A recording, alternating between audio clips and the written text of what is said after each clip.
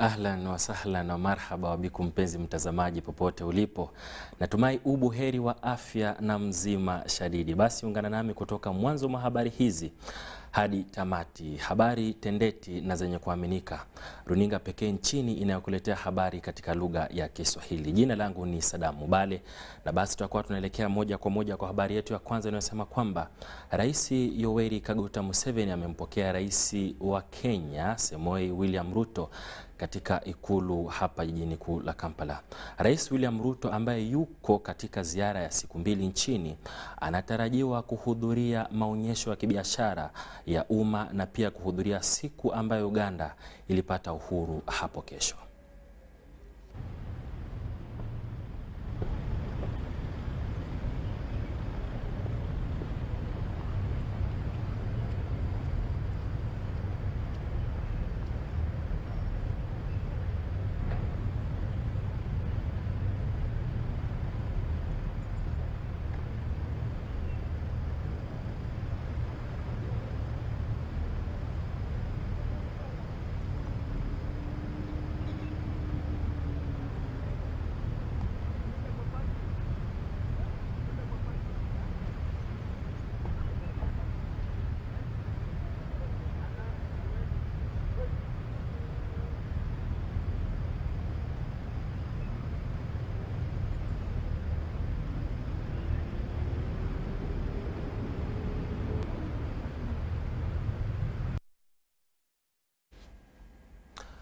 Naam, na basi na habari hiyo ya rais ni kwamba naibu rais Jessica Alupo amesema kwamba viongozi wanapaswa kuwa kipaumbele katika gurudumu la maendeleo.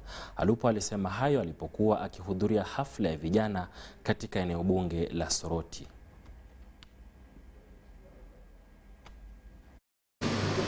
This one may have been in circulation longer than this one. But this one does not have control on why this one was in circulation longer than it. When you are conducting yourself in public, deal with values. Deal with values. I saw President Museveni going to Kenya and the Kenyans gave him a standing ovation because of value. I saw President Museveni in Rwanda and they gave him a standing ovation because of value. I saw him in South Sudan. They gave him a standing ovation because of value. His value. We cannot, as Ugandans, run away from that value. As young people, you must all know that our responsibility is to try to give back to this country as much as it has given us. As we continue our transformation journey together, what legacy do we leave behind as young people? Because there will be a time when you will not be a youth again. What legacy have you left as a youth? I am sure at one time you were children. What legacy did you leave as a child? And that means that this life, you must keep building your foundation. And once you start with a strong foundation, you end with a very sustainable product. You end with a very strong and valuable and sustainable leadership skills.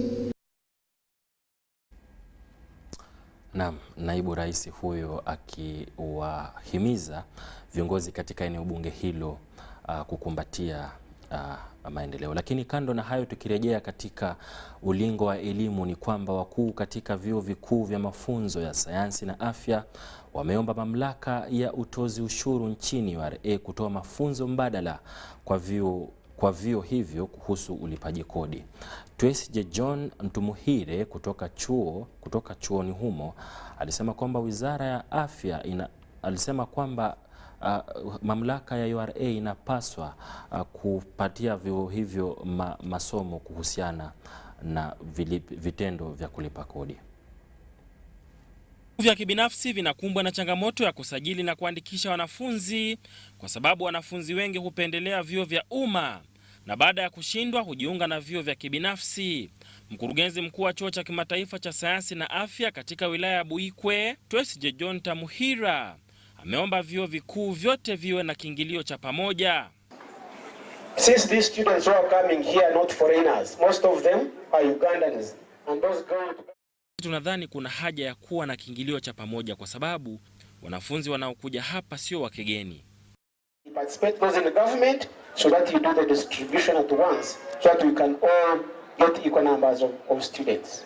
Alipokuwa akizungumza katika mahafali ya pili ya chuo hicho ambapo zaidi ya wanafunzi 300 walihitimu kwa shahada mbalimbali, Sadam alisema kwamba mamlaka ya kutoza ushuru nchini URA inapaswa kutoa mpango wa mafunzo kuhusu ushuru na kodi katika vyuo vikuu. Able to manage the tax, but above all, mamlaka ya URA ingilie kati, itupe mafunzo kuhusu ulipaji kodi na kutoa ushuru. Mtahini mkuu kutoka shirika la Uganda Nurses and Midwives Examination Board, Kiprop Irene, anasema kwamba kuna haja ya kuhifadhi vyuo vikuu haswa vinavyofunza mafunzo ya afya na kuanzisha mafunzo ya mawasiliano. Kuna haja ya mafunzo kwa wanafunzi ili wapate ujuzi wa kuwasiliana na wagonjwa jinsi Kamishna Safina Musenene aliyekuwa mgeni mkuu katika Wizara ya Elimu amehimiza wahitimu kuwa waangalifu wanapofanya kazi zao na kutumia vifaa vifaavyo haswa wakati huu ambapo kuna mlipuko wa ugonjwa wa Ebola. Katika shughuli zenyu za matibabu muwe makini sana na mtumie vifaa vifaavyo haswa. Wakuu katika vyuo vikuu pia wanasema kwamba kukiwa na mabadiliko katika vyuo hivyo kama ubunifu wa sheria za mafunzo, wanafunzi watapata fursa ya kuiga mengi. Naam, kando na mambo hayo ya kielimu, tunarejelea hapa katika habari za kibiashara ambapo kampuni ya mawasiliano nchini ya MTN imeteua rasmi afisa mkuu wa kampuni hiyo Sylvia Mulinge ambaye amechukua rasmi usukani wa kampuni hiyo. Afisa huyo pia ameahidi kwamba atafanya jinsi iwezekanavyo kuongeza mfumo wa mtandao na kukuza mbinu za kibiashara za kidijitali nchini. And part of your role, Sylvia, is to guard that spectrum jealously. Jina langu ni Sylvia Mulinge na kama vile mmesikia nimefurahi sana kupewa fursa hii kuwa na opportunity ya kudrive MTN Uganda. Hii ni kampuni ambayo imekuwa successful kwa ile miaka ambayo imepita, na kama vile chairman amesema tumekuwa hapa miaka mingi, na hata tunapo celebrate independence ya hii nchi yetu tunaweza sema ya kwamba MTN imefanya contribution kubwa kusaidia maisha ya watu wa Uganda, serikali ya Uganda, businesses ambazo ziko hapa Uganda kuweza kujiendeleza. Na kwa hivyo yangu ni kusema ya kwamba ninapokuja kuchukua nyadhifa hii ya kwamba nitaweza kuendeleza that momentum ambayo imekuwa hapo mbeleni na kusaidia hii kampuni iweze kuendeleza ile ambition iko nayo, ile vision iko nayo ya kuensure ya kwamba kila mtu ambaye anaishi hapa Uganda ako na hiyo benefit ya kuwa na modern connected life. Moto ni mingi. I mean, ukiangalia ile economy ambayo tuko nao wakati huu, kuna global recession na kuna challenges za disposable incomes, consumers ama wateja wetu wako na challenges za kuweza kuwa na pesa za kutosha za kuweza kufulfill all zile mahitaji ambazo wako nazo kila siku. Kwa hivyo swali ambazo tunahitaji kujiuliza kama viongozi ambao tuko privilege either iwe katika MTN ama any other company ni how do we help our consumers cope with the current challenges. Kwa hivyo I think challenge yangu ni kujiuliza pamoja na leadership team yangu, our consumers, they are our consumers and we have a responsibility for them. We have a sense of responsibility in terms of ensuring that they get through this season. So what can we do to make their lives easier? Nini ambacho tunaweza fanya kuwasaidia kuweza kucope na challenges ambazo ziko leo? Kwa sababu vile najua kwamba in spite of everything that happens, we will get through this season. Lakini wateja wetu watakumbuka whether we stood for them during that time and how we stood for them. and that is what is important. So doing that in a way that is also sustainable for the business, right? So that it's not value destroying. Because we also want to keep our employees. Employees wetu kwanza ndio customers wetu wa kwanza. Kwa hivyo lazima to make sure ya kwamba wa employees wa MTN pia wanasikia wamefurahi, they are part of the ecosystem, they are part of making the difference. So how do we do that so that our employees are winning, our consumers are winning, and ultimately the business will win?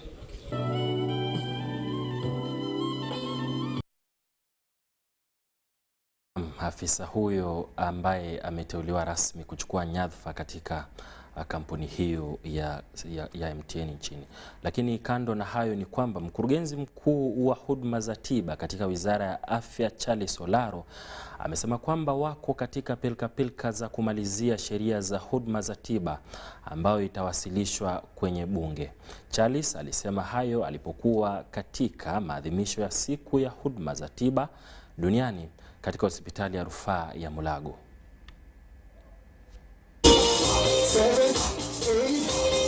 Uganda imejiunga na dunia nzima kuadhimisha siku ya huduma za tiba duniani ambayo inalenga kuimarisha azma ya maisha ya wagonjwa na familia zinazokumbwa na maradhi yanayotishia maisha yao kwa ajili ya kupunguza maradhi hayo. Mkurugenzi wa huduma za tiba katika Wizara ya Afya Daktari Charles Olaro anasema kwamba serikali inapanga kuunganisha huduma za uponyaji kutoka kwa hospitali za kitaifa hadi kiwango cha huduma za afya za chini. We need to finalize the policy for palliative care. The ministry has already started it. We have already done the regulatory impact assessment. So we are waiting to present it to cabinet. And when we have this, the policy will provide guidance on how we need to deliver services of palliative care across the country. Mkurugenzi wa chama cha huduma za uponyaji cha Uganda akisisitiza kwamba kuna haja ya huduma za shufaa ambazo zinafaa kuendelezwa kutokana na idadi kubwa ya watu wanaongezeka kila uchao na kuongeza mzigo wa magonjwa yasiyoambukizwa na baadhi ya magonjwa ya kuambukizwa. To make sure that we amplify the voice, to make sure that this service is spread across the country. Right now in our country, we know that over 500,000 people need this service because the World Health Organization estimates that at least 1% of every population requires this service. But these services are still limited in coverage.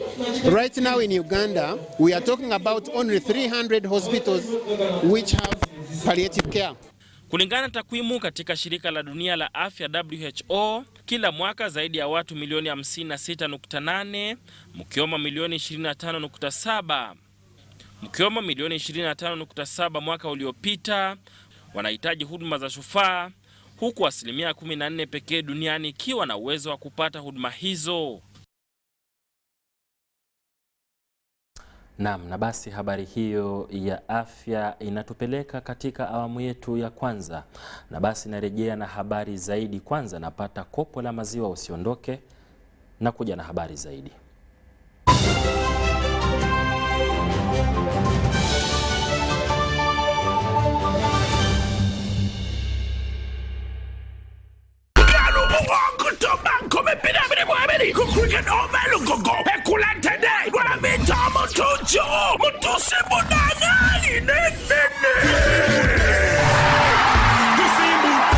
October Bidel Musaba Gardens Mukono, October Mukaga Millennium Gardens Sazibuaya, October Munanaji Montelembara, 15 October, 40 Poto Muchisawe, Abidi Mbi October, Bale Sports Center, Mtualo Kumo, Yebe Mtuale Santo, Emeza milioni emo, Wabula Bantualo Kumia, Abanda Gula Tickets Wakosa MTN Momo, Banjagusa Sulen Komitano, Bidamina Gabitiano Center, Hiva Motors, Galaxy FM, Radio 4, Kagwila Wo, MTN.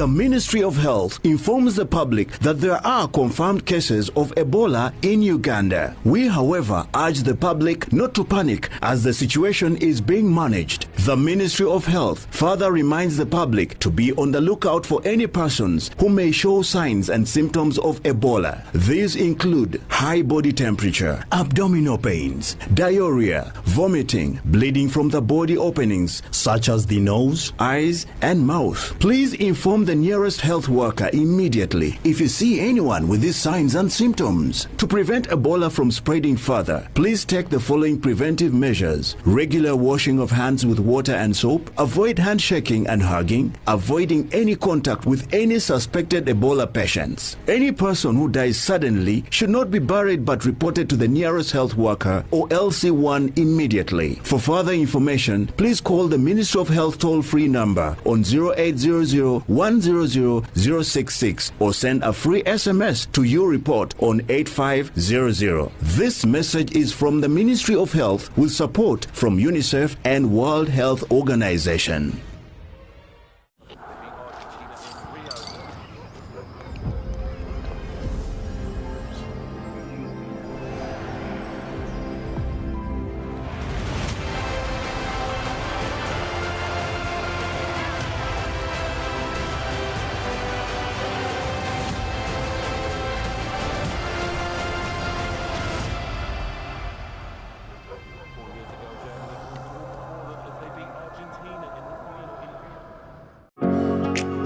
It's no secret that ICT makes learning easy. The strides made in our field could not be possible without it.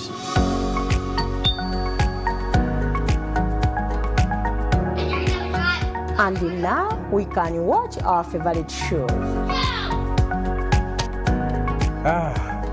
My radio is my best friend. UCC provides an enabling regulatory environment and policy guidance for healthy competition. We also facilitate ease of doing business in the communications sector through licensing, standardization, spectrum management, tariff regulation, rural communication development, and consumer empowerment. An informed consumer is an empowered consumer. UCC supports local content and innovations. Driving the development of a robust communication sector in Uganda is Uganda Communications Commission. I am in love with another man who is not my husband.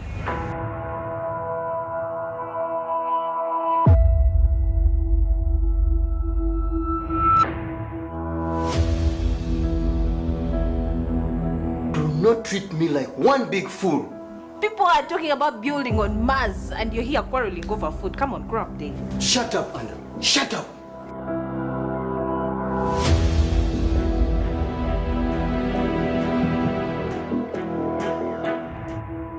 I think you guys may be in need of help.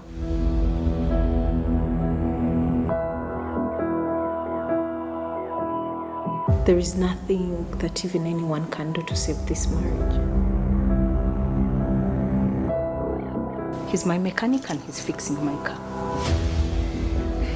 I wonder what else he's fixing. Get out of my room. What? Too much drama.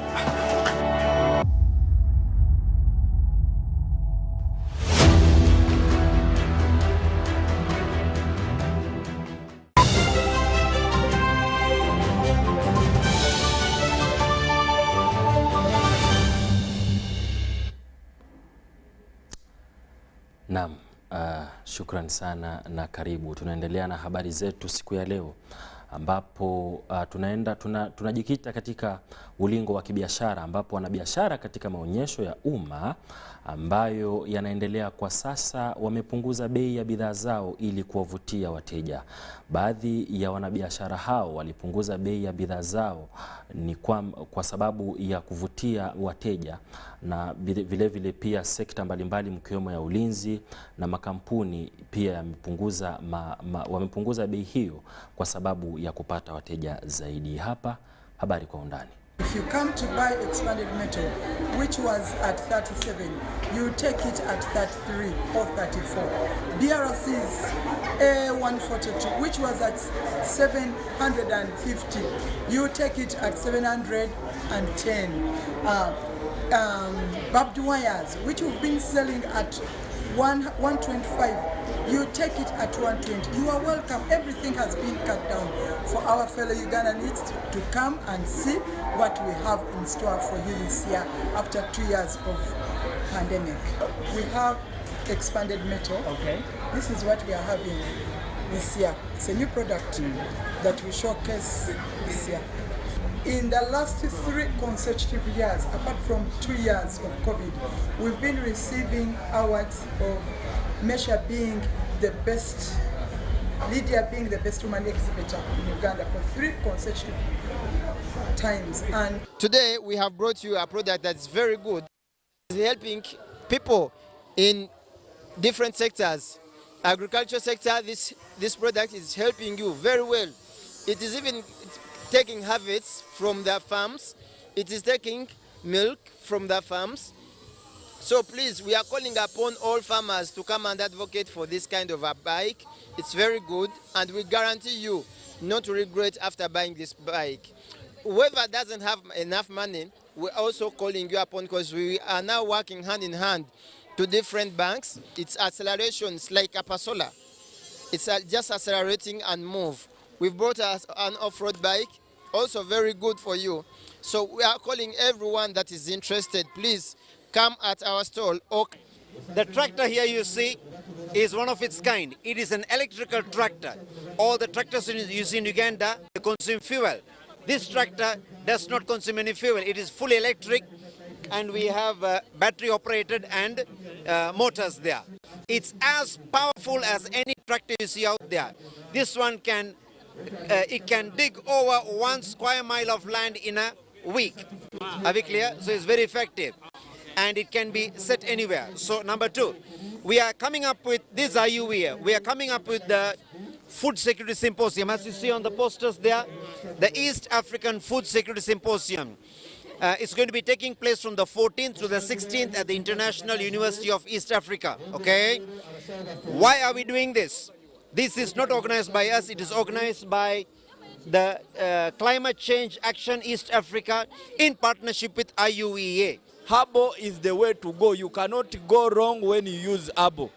Our products range from stomach booster, which is very suitable and good for stomach complications, ulcers, peptic ulcers, pancreatitis, and all stomach complications that you can think of or that you are experiencing.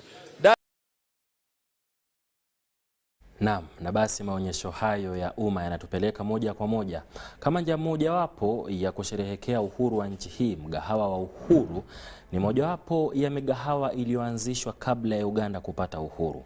Sasa tunaangazia baadhi ya changamoto na misukosuko aliyopitia mwanzilishi wa mgahawa huo, Salim Uhuru. Most people know about Indians, most of the Indians being in business, the Madvanis, the Metas, for the last 50, 60 years. But this time, also Uhuru has been in business for the last 60 years, and that's when it was opened by my father. It is and is still famous for the best pilau in the country. We have never gone to exile. We have been there all these years, all this change of governments, we have been there. And whichever government was coming, we were very, very, very good friends. So I can say all forces. If you can do a random check, all these high-ranking officers have eaten in our restaurant. I want to give a distinction to my NRM party for the security. Because if I want to move today to, let's say, Ajumani, I just have to go to Shell petrol station, fill my fuel, and drive. If I want to go to Kisoro, the same thing. The Indians, when they came, they motivated. They were business-minded, oriented. The Ugandans were rarely, they used to be the ones that would send for things.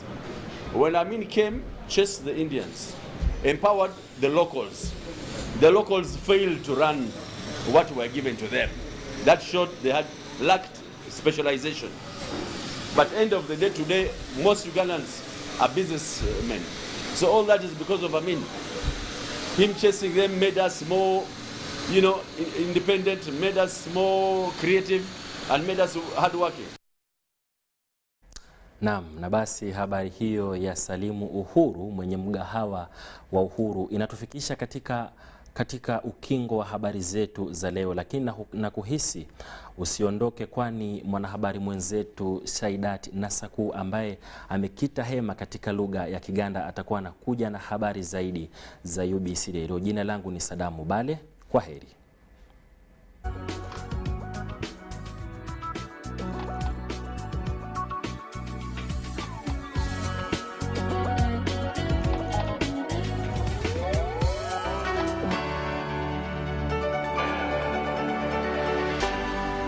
UBC, inspiring Uganda.